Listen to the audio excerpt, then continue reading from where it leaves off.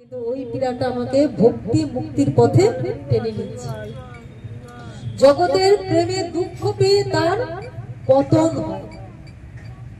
জগতের প্রেম, আমরা একটা ছেলে মেয়েকে ভালোবাসি, স্বামী স্ত্রীকে ভালোবাসি, হ্যাঁ, ওখানে বিচ্ছেদ হলে কি হয়? পতন হয়। আর সাধু হৃদয়ে সত্যের সাথে সম্বন্ধ, সাধুর সঙ্গে সম্বন্ধ, ভক্তের সম্বন্ধ ও অবিচ্ছেদ্য। বাইরে দিয়ে যদিও দেখা যায় বিরহ, কিন্তু হৃদয়ে ভালোবাসা ততই বেশি প্রগাঢ়, ঘন, তীব্র।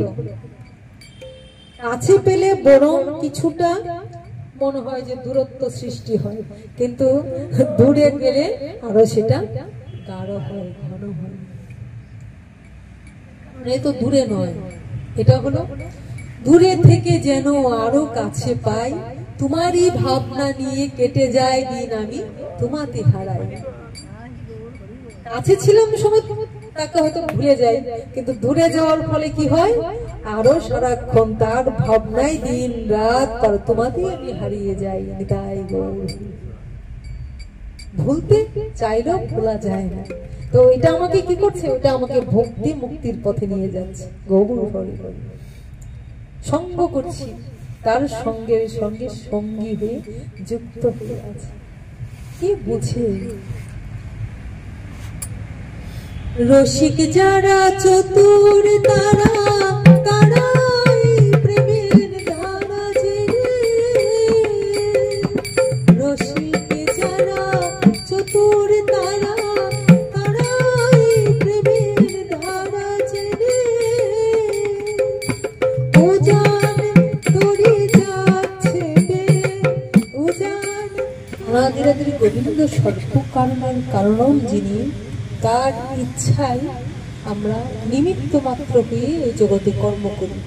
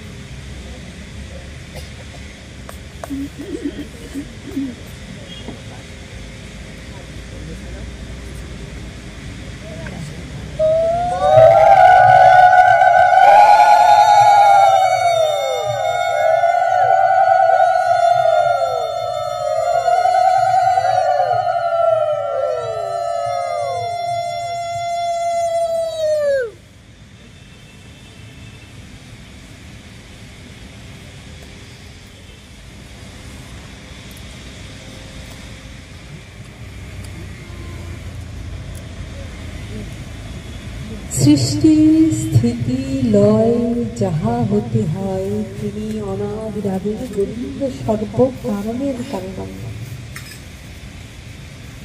আর ইচ্ছা মতোই, ইচ্ছা করা মাত্রই সৃষ্টি হয়, স্থিতি থাকছে, আবার প্রলয় ধ্বংস হয়ে যেতে পারে। যার ইচ্ছা মাত্র সবই হয়, তার কি পৃথিবীতে আসার কোনো প্রয়োজন আছে? তিনি ইচ্ছা করলেই তো সব হয়ে যেতে পারে, তার আসার প্রয়োজনটা কি? ভক্তগণের প্রশ্ন হয় যে ভগবান যদি ইচ্ছা মাত্র সব করেন, আমাদের কোনো কাজ করতে গেলে নিজে যেতে হয়, ভগবানের কি যেতে হয়? তিনি তো ইচ্ছা মাত্রই সব করতে পারেন, তাহলে তার কি আসার প্রয়োজন পড়ে? কেন তিনি আসেন? কেন তিনি দেহ ধারণ করে, সাধারণ তনুতে মানব দেহ ধারণ করে পৃথিবীতে আসেন, কার্য করেন? তার কারণ ভক্তরা যে ভগবানকে চায়, ভক্তরা ভগবানকে ছাড়া চলবে কি করে? ভগবানের নাম করছে, ভগবানের গুণগান করছে, কিন্তু ভক্তদের তো একটু চাওয়া থাকে যে ভগবানের সান্নিধ্য। হ্যাঁ, ওটার মধ্যে সান্নিধ্য উপলব্ধি করছি, তথাপি ভক্তের মনে একটু বাসনা থাকে যে ভগবানের সঙ্গে একটু লীলায় প্রবেশ করতে। তাই বলা হয়েছে অনুগ্রহায় ভক্তানা, ভক্তগণকেই অনুগ্রহ করার জন্য তিনি আসেন। মানুষং দেহমাশ্রিত, দেহ আশ্রয় করে আছেন। এসে কি করেন? ভজতে তাদৃশী ক্রিয়া যশ্রদ্ধা তৎপর ভবে। এসে এমন ক্রিয়া করেন, এমন কর্ম করেন, যা শোনা মাত্রই, দেখা মাত্রই, শ্রবণ করা মাত্রই জীব কি করে ওইদিকে ধাবিত হয়। সাধারণ কেউ কিছু করলে মানুষ তাকাবেও না, পিছন ফিরে তাকাবে, যা খুশি করছে। কিন্তু ভগবানের কর্মটা হলো এমন যে ভগবান যা কিছুই করেন সেটা জীবের একটা কৌতূহল, আগ্রহ, ভালো লাগা। এবং শুধু ভালো লাগা না, জীব কি করে ওইটা দেখে অধিক পানি, এবং মৌচাকটা দেখলে মৌমাছি এসে ঢুকে। তো ভগবানের কর্ম হচ্ছে ভজতির তাদৃশী কি, আমার কর্মটা এমন এমন কর্ম করি যশ্রদ্ধা, যা শোনা মাত্রই জীব কি করবে? আমার দিকে ধাবিত হবে, ছুটে আসবে, থাকতে পারবে। তাহলে ভগবানের কর্মটা আমরা অনুভব করতে পারছি। তার মানে জীবকেও, মানে ভক্তকে তো সঙ্গ দিচ্ছেনই, ভক্তকে তো আনন্দ দিচ্ছেন, ভক্তকে অনুগ্রহ করছেন, কৃপা করছেন, সঙ্গে সঙ্গে জীবকেও টেনে আছে। কারণ একটা ভক্ত যদি প্রতিদিন যায়, ভগবানের কথা শ্রবণ করে, ওখানে আনন্দ অনুভব করে, উপলব্ধি পায়, তখন সে যখন বলতে থাকে, তার যে সঙ্গ করে জীবেরা, জীবেরা শুনে একটু নেশা জাগে, লুক জাগে না? আচ্ছা, তাহলে একটু গিয়ে দেখি তো কেমন হয় সঙ্গ প্রভাব, কি হচ্ছে। ওই করে করে তাদেরকেও ভগবান আকৃষ্ট করে।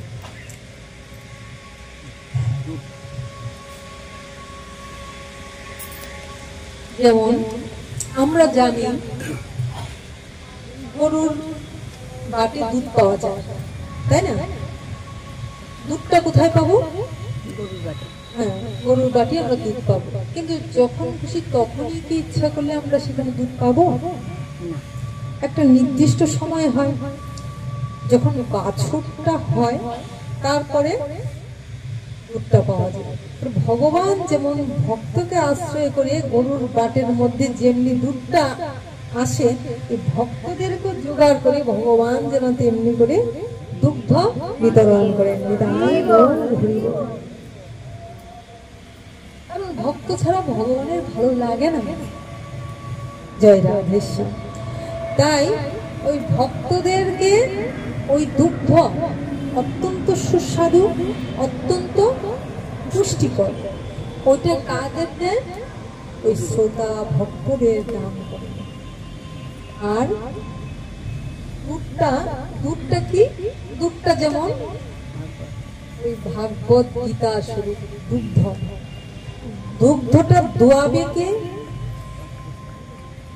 ভগবান যেন দুগ্ধটা দোয়ে দিচ্ছেন, দুগ্ধটা ধুইয়ে কি করছেন?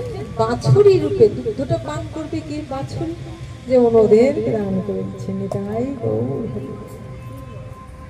তাতে কি হচ্ছে? ভক্তরা আনন্দ পাচ্ছে, ভগবানকে পেয়ে ভক্তদের মনে আনন্দ হচ্ছে, সঙ্গ প্রভাবে তাদের মন উদ্বেলিত হয়ে থাকছে। আর জীব কি করছে?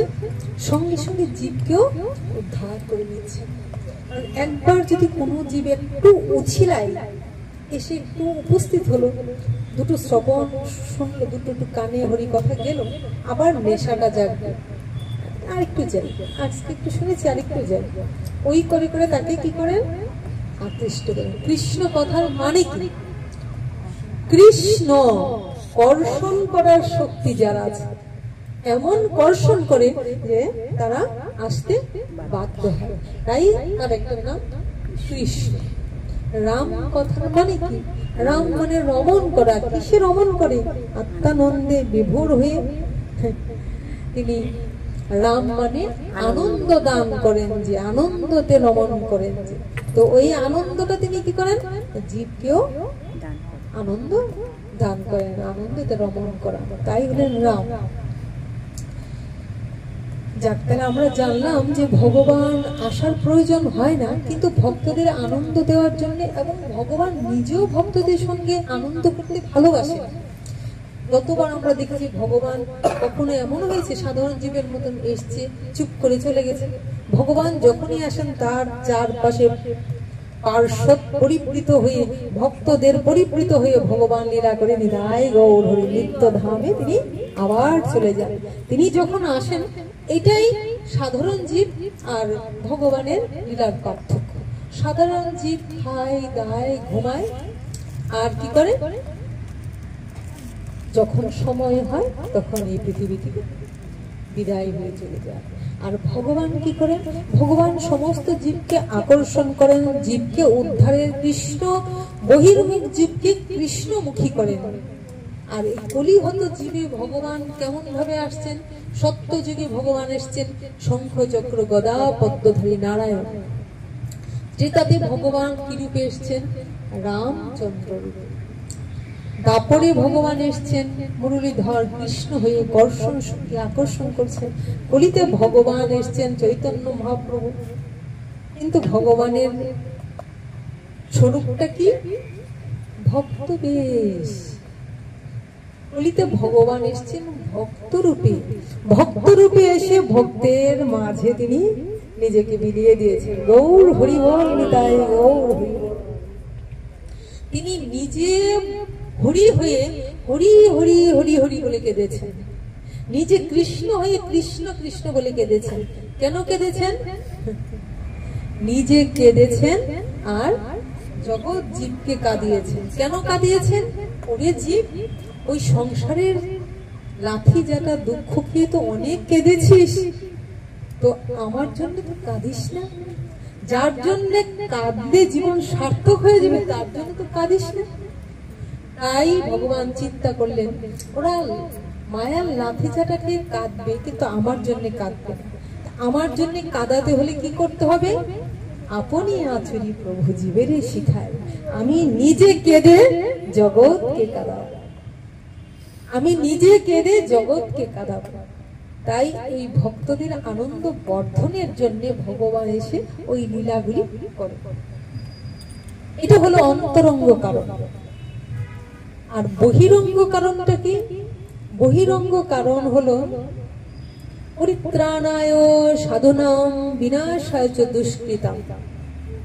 যখন তার ভক্তদের আঘাত করছে, যেমন অনেক ভক্তরা আছে না, অনেকে আমরা অনেক সময় একটু ভগবানের সঙ্গ পেয়ে বা ভক্ত সঙ্গ পেয়ে আনন্দ পাচ্ছি, মনে হয় যে আরো আগে কেন এই সঙ্গটা পেলাম না। আমরা মনে মনে ভাবি না, আরো আগে যদি পেতাম সংসার বাড়ি করতাম না, ওইভাবেই ডুবে থাকতাম। আমরা মনে হয় না এমন?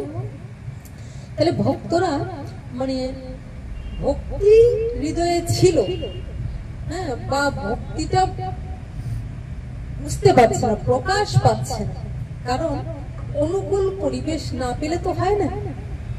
একটা আগুনের ফুলিঙ্গ, এখন সে যদি অনুকূল পরিবেশ না পায়, আগুনের ফুলিঙ্গটা ওই অগ্নিকুণ্ড থেকে বেরিয়ে ছিটকে গিয়ে নির্বাপিত হয়ে যাবে, নিভে যাবে।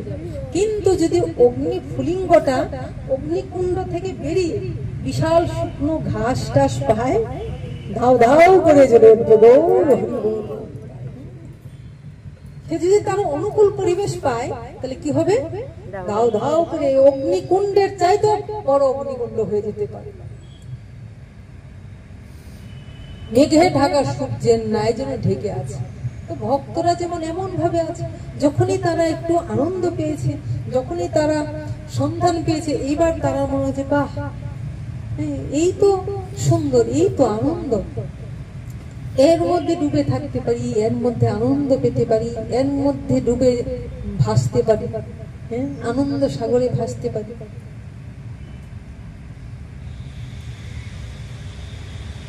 এই যে ভগবানের লীলা, এই যে ভগবানের খেলা, অনাদিকাল থেকে ভগবান ভক্তের সঙ্গে খেলা করে এসছেন।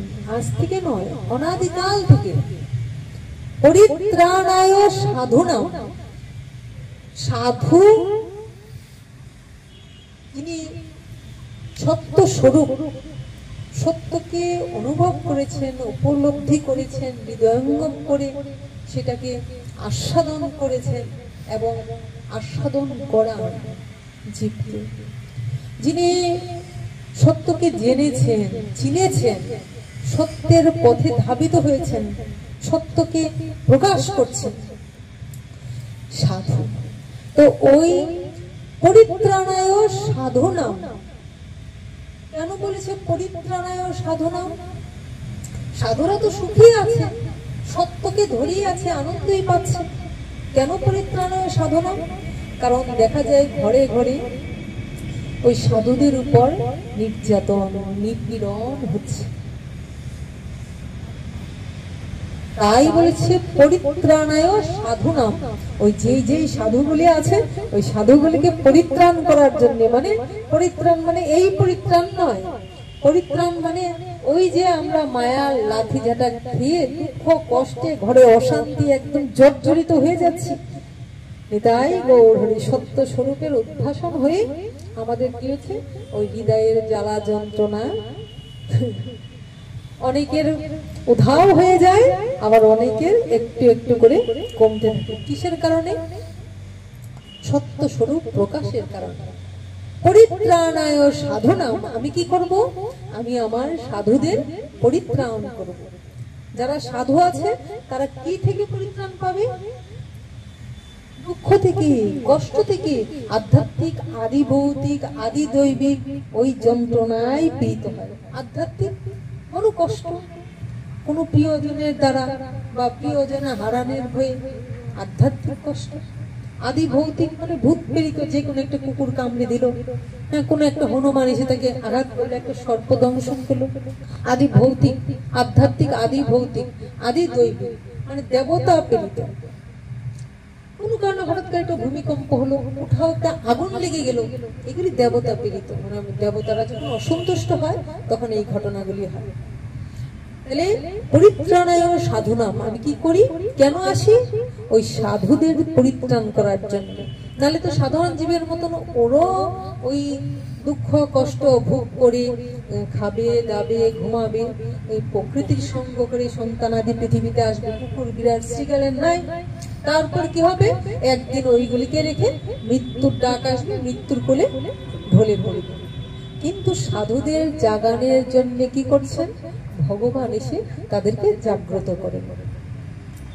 জীব জাগো, জীব জাগো, গোরা চাঁদ বলে, কত নিদ্রা যাও হে মায়া পিশাচির কোলে। মায়ার ঘুরে আর কত ঘুমিয়ে থাকবে, জাগো জাগো। এবং জাগেন এবং আকর্ষণ করে তাদেরকে ওই আত্মস্মৃতি জাগ্রত করে দেন। এই যে ফুলিঙ্গের আগুনটা যেন ধাও ধাও করে ধরিয়ে দেয়। তো তখন ভক্তরা পরিত্রাণ পায়, একটু শান্তি পায়। সংসারে দুঃখ পেলেও জানে না আমার একটা শান্তি জায়গা আছে, একটা আনন্দের জায়গা আছে, আমার ভগবান আছেন, আমার গুরু গোবিন্দ আছেন, তাদের এই একটা শান্তি। তাহলে পরিত্রাণ হলো কি? বা আগে যেমন শাড়ি গয়না কাপড় বা জিনিস, ঘরের জিনিসের প্রতি মায়া ছিল, ঝগড়াঝাটি হতো, এগুলি আস্তে আস্তে ঠিক আছে, হলে হলো, না থাকলে হলো, ঠিক আছে, আস্তে আস্তে এগুলি ত্যাগের দিকে আসে। আগে ছিল ভোগবাদী, আস্তে আস্তে হচ্ছে ত্যাগের দিকে পথ। পরিত্রাণ হলো। আমরা যখন পৃথিবী থেকে চলে যাব, এগুলি সঙ্গে নিয়ে যাব। এইগুলির মধ্যে ঘুরে থেকে থেকে আসক্তি, কামনা, বাসনা। তারপর যখন মৃত্যু আসবে, ওইগুলি চিন্তা করতে করতে মৃত্যু হবে। আবার ওইগুলি স্বভাব সংস্কারের মধ্যে থেকে, স্বভাব সংস্কারের সূক্ষ্ম দেহে থেকে আবার আমাকে ওই দেহ ধারণ করে পৃথিবীতে আবার জন্ম নিতে হবে। পুনরূপী জনম, পুনরূপী মরণ, পুনরূপী জননী জঠরে শয়ন। বারবার আসতে হবে। সেটা কিন্তু বলা যায় না মনুষ্যই কিনা, কুকুর বিড়াল শ্রীগাল বৃক্ষরাও তো হতে পারে, সেই মাও হতে পারে, পশু মাও হতে পারে, বৃক্ষ মাতাও হতে পারে। এইভাবে আমাদের আসা যাওয়া চলতে থাকে।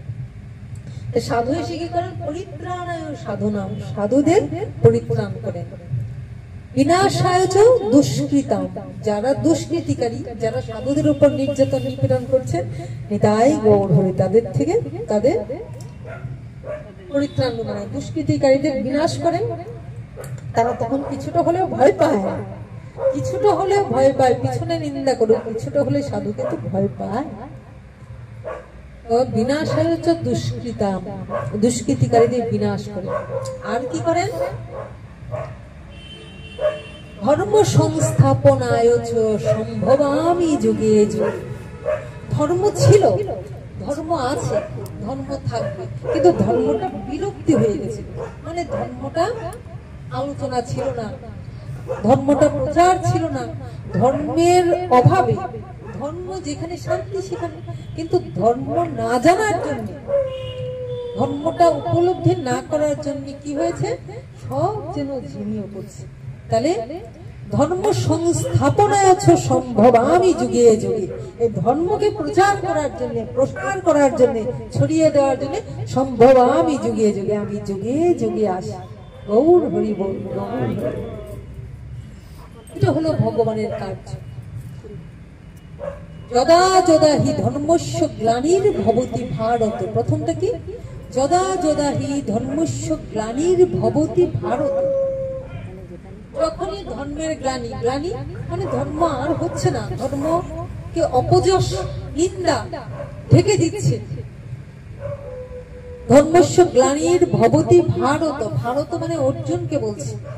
আচ্ছা, এখানে অর্জুন বলতে গীতার জ্ঞানের অর্জুনকে দেখতে পাচ্ছ, আর ওখানে অর্জুন বলতে তত্ত্বতে অর্জুন কাকে বলছে?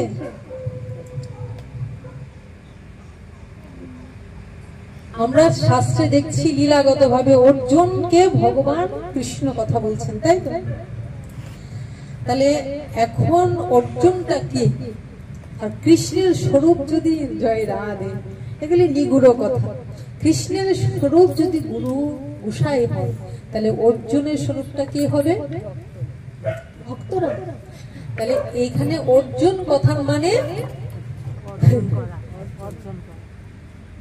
কৃষ্ণকে অর্জন করার শক্তি, ভক্তিকে অর্জন করার শক্তি, সংসারের মধ্যে যুদ্ধ করার শক্তি যে অর্জন করেছে, সেই হলো অর্জুন। গৌর হরি বললে তাই, গৌর হরি। সবাইকে এখানে আসছে, সবাইকে এখানে আসতে পারছে, কারণ তারা সেটা অর্জন করতে পারেনি, ভগবানকে উপলব্ধি করতে পারেনি, ওই তত্ত্ব হৃদয়ঙ্গম করতে পারে। যেবা যারা ভগবানকে উপলব্ধি করতে পেরেছে, যারা অর্জন করেছে হৃদয়ের মধ্যে, ভক্তিকে অর্জন করেছে, ভগবানকে অর্জন করার শক্তি জোগাড় করেছে, সংসারে যুদ্ধ করে ওখানে টিকে থাকার অর্জন করেছে, তারাই অর্জুনের সমান। জয় রাধে নিতাই গৌর হরি। যারা যারা ভক্ত আছে ঘরে হচ্ছে না, ভগবানের কাছে গেলে, এই যে লীলাগুলি আমরা শ্রবণ করি, ভগবানের কাছে আমরা পৌঁছতে গেলে আমাদের অনেক ঝড় ঝাপটার মধ্যে দিয়ে বেরিয়ে আসতে হয়, আর সেটা ভগবানই পথ করে যান। নিমিত্ত মাত্র হয়ে আমরা কর্ম করি, কিন্তু ভগবানই পথ করিয়ে দেন। যেমন আজকে ঈশ্বর গোবিন্দ, আজকে আমার পরম দয়াল শ্রী গুরুদেব সাক্ষাৎ পরম ব্রহ্মস্বরূপ, আজকে তিনি চেয়েছেন বলেই, তার ইচ্ছা ছিল বলেই আজ এখানে হরি কথা হচ্ছে। কারণ তিনি তো চেয়েছিলেন হরি কথা বলাতে, তার ইচ্ছা, ভগবানের ইচ্ছা ছিল বলেই আজ এখানে হচ্ছে। আর যারা ভক্ত তারাই সেটাকে লুফে নিচ্ছে, তারাই সেটাকে ধারণ করতে পারছে। আচ্ছা, আজকে ছোট্ট এই কালকে যেটা বলতে চেয়েছিলাম ওটা একটু বলি। কালকে বলতে চেয়েছিলাম গত দুদিন আগে,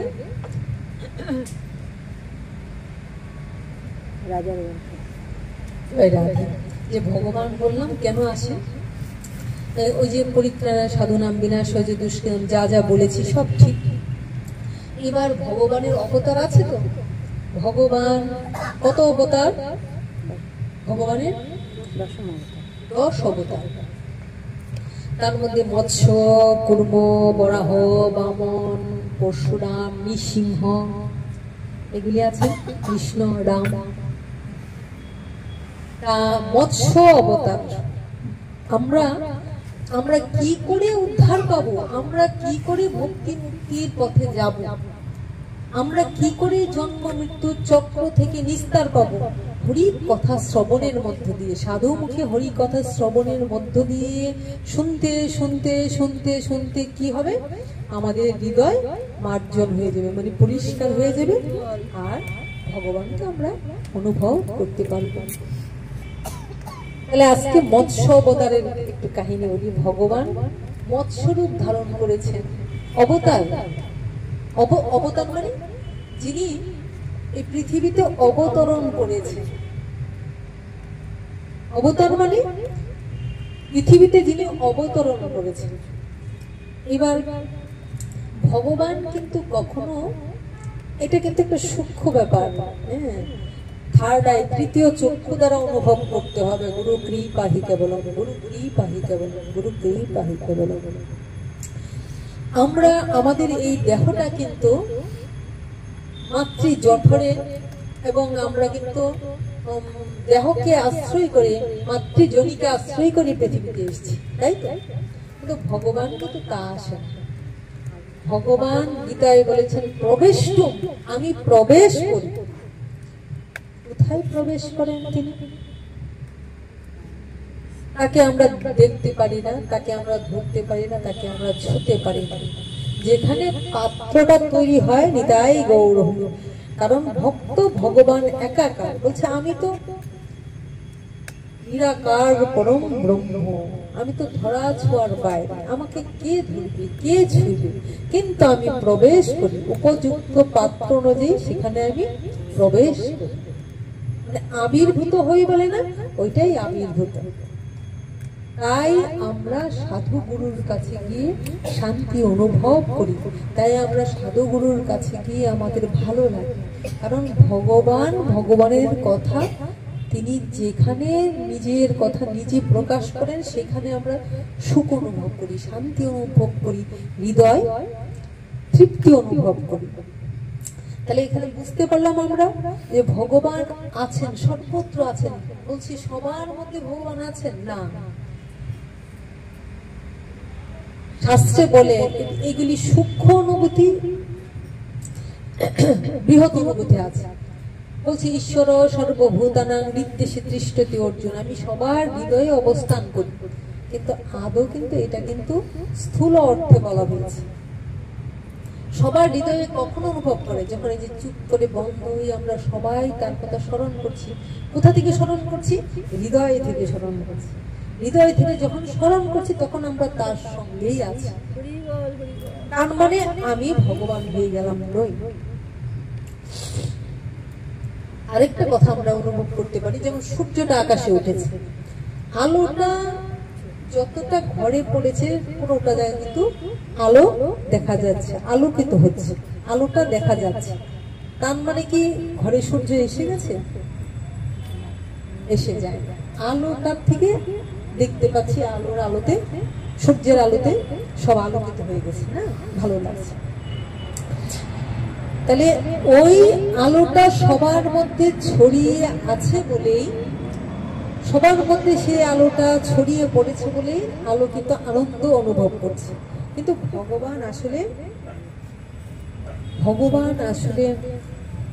প্রবেশ করে কোনো একটা নির্দিষ্ট স্থানে, তিনি প্রবেশ করেন।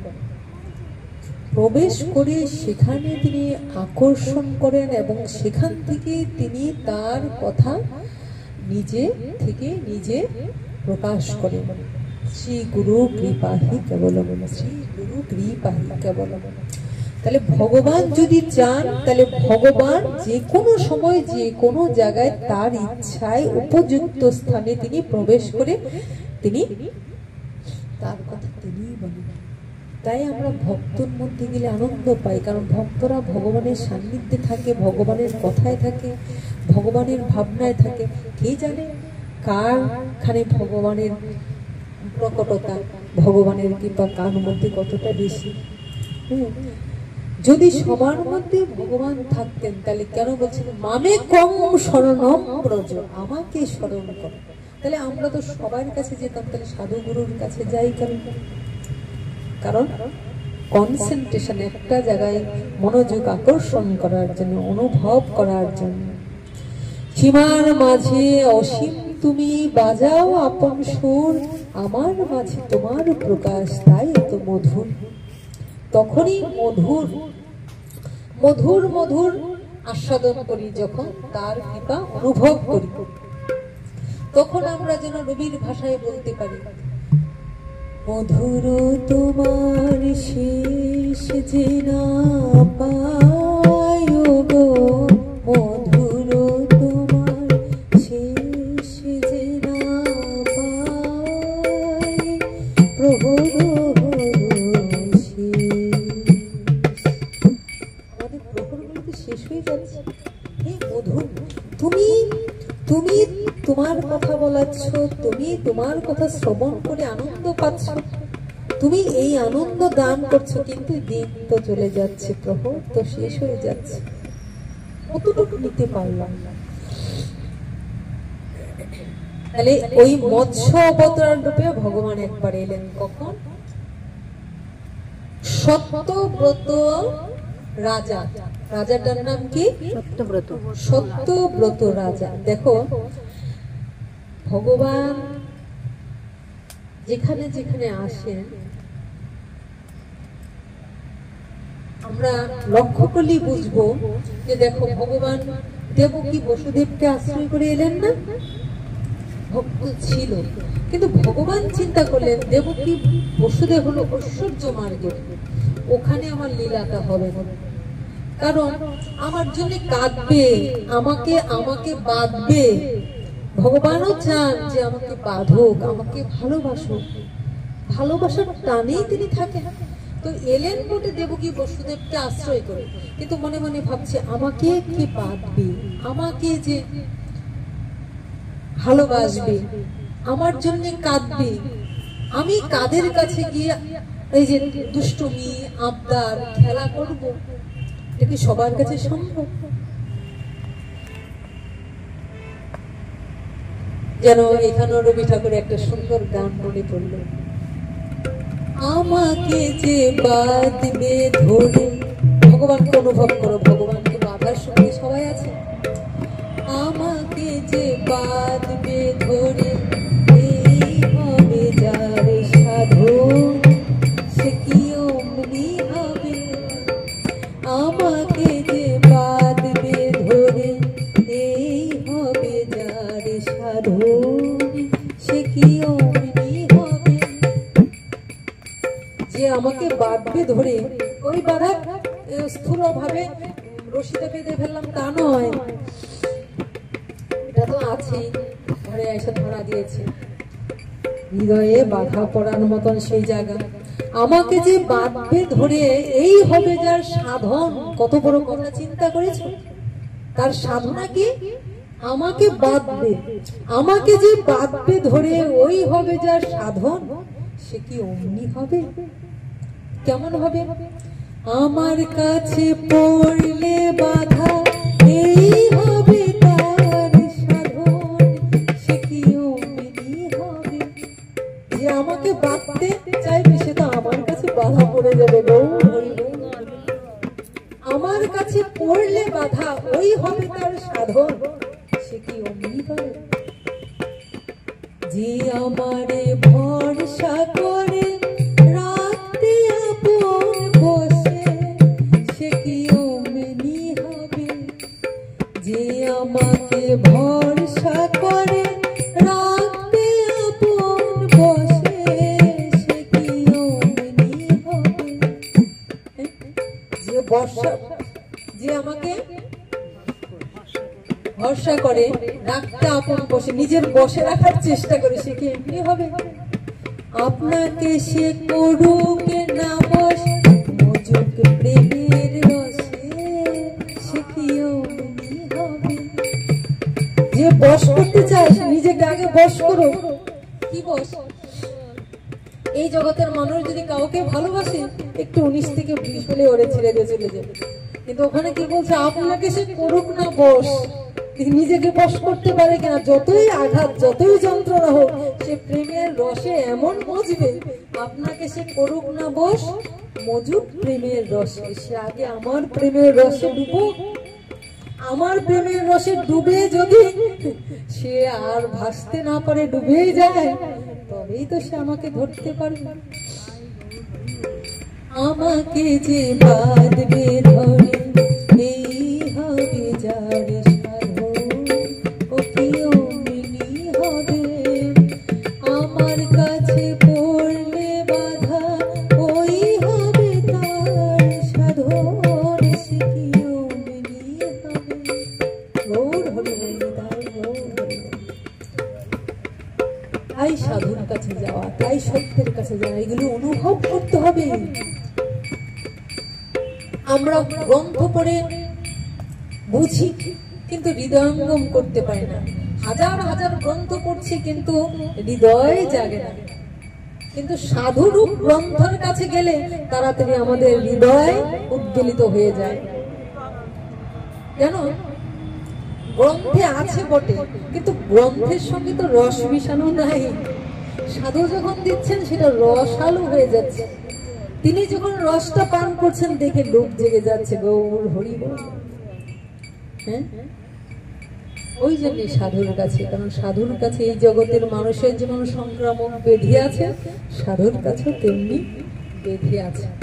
কিন্তু ওই ব্যাধিটা আমাকে ভোগায় না, ওই ব্যাধিটা সাময়িক যদি দেখা যায় দুঃখ পীড়া দিচ্ছে, কিন্তু ওই পীড়াটা আমাকে ভক্তি মুক্তির পথে টেনে নিচ্ছে।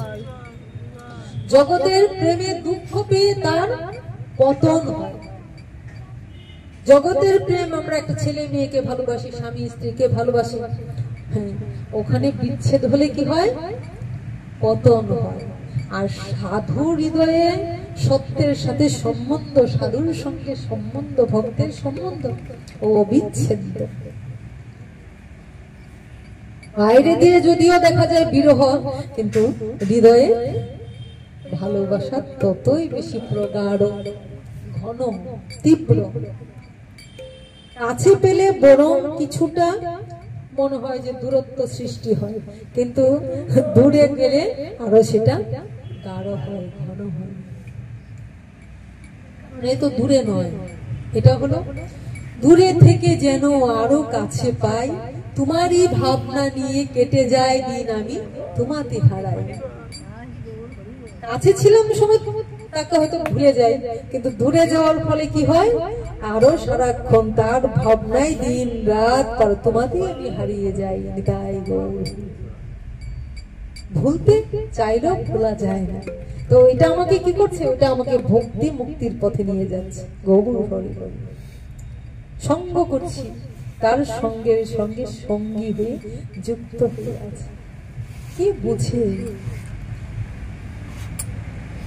রসিক যারা, চতুর তারা, তারাই প্রেমের ধারা জেনে। রসিক যারা, চতুর তারা, তারাই প্রেমের ধারা জেনে। উজান তরি যাচ্ছে বে, উজান তরি যাচ্ছে বে। যারা রসিক, যারা চতুর, প্রেম না করলে, ভালো না বাসলে তার ভিতরে রস আসে, তার ভিতরে বুদ্ধি আসে, তারাই কি ওই ধারাটা জেনে উজান তরি। উজান, উজান ভাটা জানো তো? ভাটা মানে কি? ভাটা পড়লো। উজান মানে টেনে নিচ্ছে। উজান তরি যাচ্ছে বেয়ে, তারা উজান তরিতে বেয়ে যাচ্ছে। এটাই গৌর হরি বল। উপলব্ধি করতে হবে গৌর হরি বল। খালি শুনলাম ভালো লাগছে না, খুব ভালো পাঠ হয়েছে, গানটা খুব সুন্দর করেছে, না না, ওইসব কাজ হবে না।